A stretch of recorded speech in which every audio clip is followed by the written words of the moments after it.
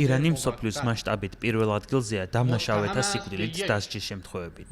ორი არასამთავრობო ორგანიზაციის მონაცემებით 2025 წლის განმავლობაში 1639 ირანელი დასაჯეს სიკვდილით.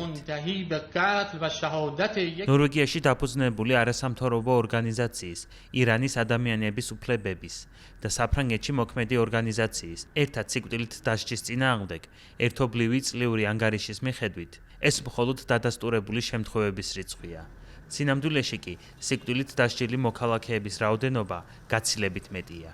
იმისთვის რომ კონკრეტული შემთხვევა სიკვდილით დასჯად ჩაითვალოს, არასამთავრობო ორგანიზაციები ორ წყაროს ითხოვდნენ. შემთხვევების უმეტესობასთან დაკავშირებით ოფიციალური ინფორმაცია ირანის ხელისუფლებისა და მედიის მხრიდან ხელმისაწვდომი არ არის. ანგარიშის თანახმად მას შემდეგ რაც ორგანიზაციამ ირანის ადამიანის უფლებები სიკვდილით დასჯის შემთხვევების აღრიცხვა 2008 წელს დაიწყო, სწორედ 2025 წელს ყველაზე მეტ ადამიანს შეეფარდა სასჯელის უმაღლესი ფორმა.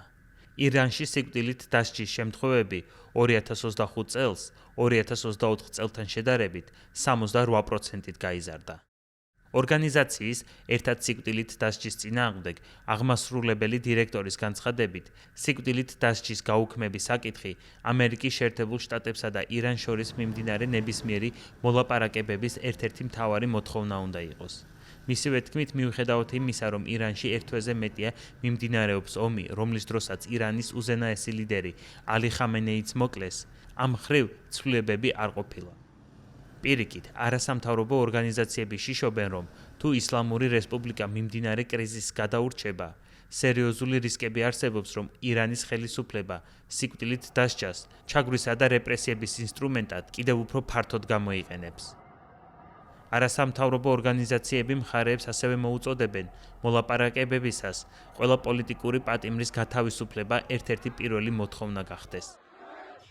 2026 წლის იანვარში გამართული საპროტესტო აქციების შედეგად, რომლებიც ხელისუფლებამ ძალადობრივი რეპრესიული გზით ჩაახშო, ირანის სამართალდამცველებმა ათასობით ადამიანი დახოცეს.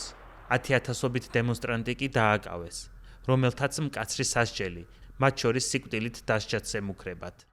მიმდინარე ომის განმავლობაშიც კი ხელისუფლებამ იანვრის პროტესტში მონაწილე 7 ადამიანი ჩამოახჩო, ხოლო 26 სიკვდილით დასჯის განაჩენი გამოუტანა. არასამთავრობო ორგანიზაციების ანგარიშის მიხედვით, მიუხედავად იმისა, რომ პატიმრების უმრავლესობა სიკვდილით ციხეებში დასაჯეს, წინა წელთან შედარებით საჯაროს ჩამოხრჩობების რაოდენობა 3-ჯერაა გაზრდილი. ანგარიშის თანახმად 2025 წელს ჯამში 11 ირანელი ჩამოახჩეს საჯაროდ.